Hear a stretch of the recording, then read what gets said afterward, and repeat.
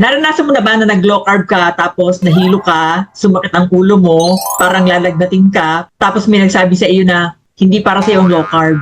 Wala kang sakit, kapatid. Ang totoo, nag-a-adjust lamang ang katawan mo. Yung nabanggit ko, ilan lang yon sa side effects. Temporary lang yan at hindi pang matagalan. Samahan niyo ako until the end of this video at pag naunawaan niyo, hindi ka matatakot kahit mag-low carb ka. Ano yung keto flu? Ang keto flu hindi yan sakit. Wala kang virus, kapatid. Ito ay withdrawal plus metabolic transition. Yes, you heard it right. Ibig sabihin nun, yung katawan mo sanay sa asukal at carbohydrates bilang pangunahing gasoline, bilang source ng iyong energy. Tapos, nung naglo-low carb ka na, bigla mong sinabihan ng katawan mo ng, oy, taba na ang gamit ko ngayon, hindi na asukal. Siyempre, magre-reklamo yung katawan mo. Hindi siya sanay dun eh. Ano-ano ang symptoms at bakit meron nito sa ilang araw? Una, headache, pinaka-common. Bakit sumasakit ang ulo mo? Hindi yan dahil kulang ka sa carbs or kulang ka sa pagkain, kundi dahil bumababa ang insulin mo. Kapag bumababa ang insulin level mo, naglalabas ng sobrang tubig ang katawan. Kasabay nito, nawawala yung sodium, potassium, magnesium, yung mga electrolytes. Anong resulta? Dehydration plus electrolyte imbalance. Boom! Headache ang resulta. So, hindi ka kulang sa kanin o tinapay o kulang sa kain. Kulang ka sa asin, sodium. Number 2, pagkahilo at panghihina. Parang wala kang energy. Bakit? Dahil sugar burner ka dati. Pero ngayon, fat burner ka na dapat. Sa unang araw, kinukulang or nauubos ang glycogen reserve mo. Yung glycogen, yun yung reserve energy in the form of sugar. Kasi nga, dati palakain ka ng carbs. Dahil ibinababa mo nga yung carb intake mo, hindi ka pa efficient o sanay sa paggamit ng taba bilang fuel. Kaya, naghihina ka, antukin at parang lutang yung pakiramdam. And then, palpitation. Parang kabog ng puso. Marami natatakot dito. Akala nila, aatakihin na sila sa puso dahil sa, naku, kumain ako ng karne, tumaas yata ang kolesterol ko. Naku, asin, high blood ako, at matatabang pagkain. Biglang nagpanik. Pero, madalas ang dahilan, ulit, low sodium plus potassium plus magnesium, electrolyte imbalance. Kapag kulang ang electrolytes, nagiging irritable ang nerves, yung mga ugat. Pati heart rhythm mo, yung tibok ng puso mo, apektado. Again, hindi po ito heart attack. Signal lang ito na kulang ka sa minerals or electrolytes. And then number 4, constipation or biglang nag-iba ang bowel movement. Ganito yan. Mas konti ang fiber sa umpisa, mas kaunti ang volume ng pagkain, magbabago din ang gut bacteria. So ano yung mga dahilan? Kapag nababawasan ng tubig sa katawan dahil sa pagbaba ng insulin, tuyo ang dumi kasi mabagal ang paglabas. Biglang nawawala yung fiber mula sa oatmeal, kanin, tinapay. Pag nawala ito, tapos wala ka munang pinalit na low carb na gulay tulad ng mga leafy greens at cruciferous vegetables, nababa ngayon ang volume ng stool. Biglang nagiging konti. Yung bacteria sa tiyan mo, sanay sa carbs. Pag nag-low carb ka, may bacteria na namamatay. Pero may bagong dumadami. Another one is kulang sa taba. Ang low carb kasi hindi yan low fat. High fat yan. And yes, fat helps you poop. Nakakatulong yan sa pagdumi. Nag-low carb ka nga, tapos natakot ka naman sa taba. Anong purpose ng taba? Ang taba, nagpapadulas ng bituka. Bakit? Nag-i-stimulate ng bile. Tumutulong sa bowel movement. Ngayon, kapag nag-low carb ka, tapos naka-low fat ka, constipated ka talaga. And pag naka-low carb ka, hindi ka malimit kakain. At kung hindi ka malimit kakain, di konti lang din ang ilalabas mo. Temporary lang ang lahat ng yan habang nag-a-adjust yung bituka mo at yung bacteria nito. And then number 5, bad breath. Yes, keto breath ang tawag doon. Biglang naging amoy acetone yung hininga. Congratulations! Nagsisimula ka na magsunog ng taba. Ang tawag dito ay ketones, specifically acetone na lumalabas sa hininga.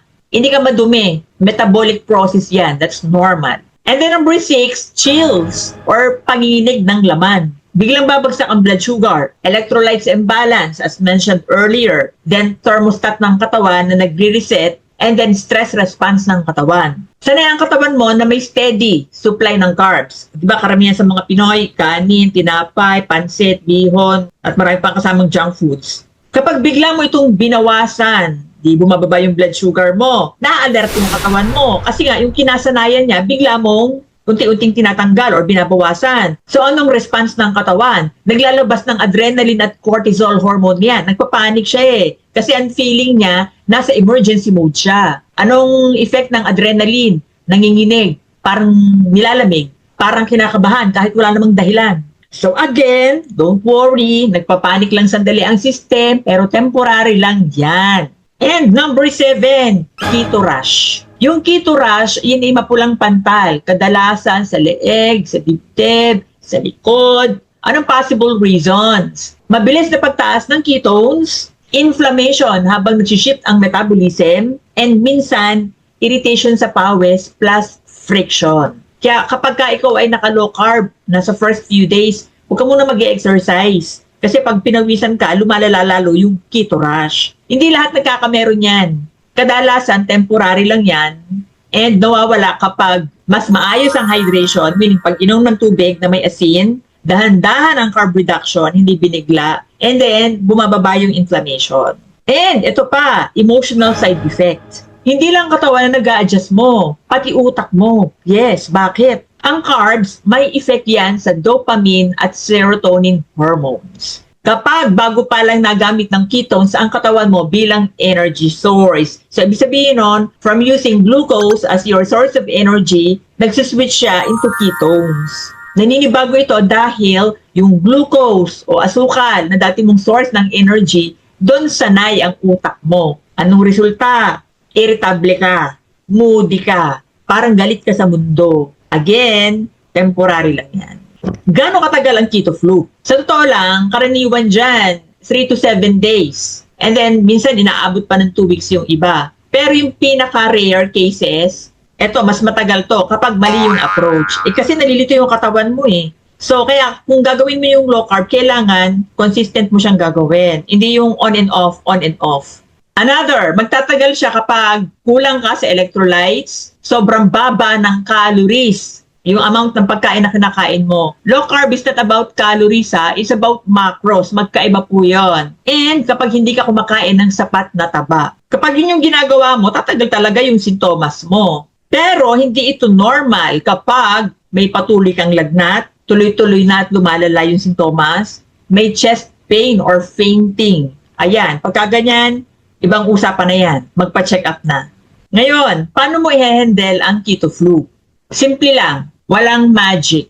Number 1, tubig plus asin. Uminom ng sapat na tubig na may asin. Hindi po iodized. Can be Celtic salt, Himalayan salt, rock salt. Magdagdag ng asin sa pagkain. Huwag pong matakot sa asin. Hindi po yan ang cause ng hypertension. Pwede ring gumawa ng bone broth o sabaw na galing sa mga buto-buto. Makakatulong po yan kasi marami po yung electrolytes. And then number 2, wag biglain.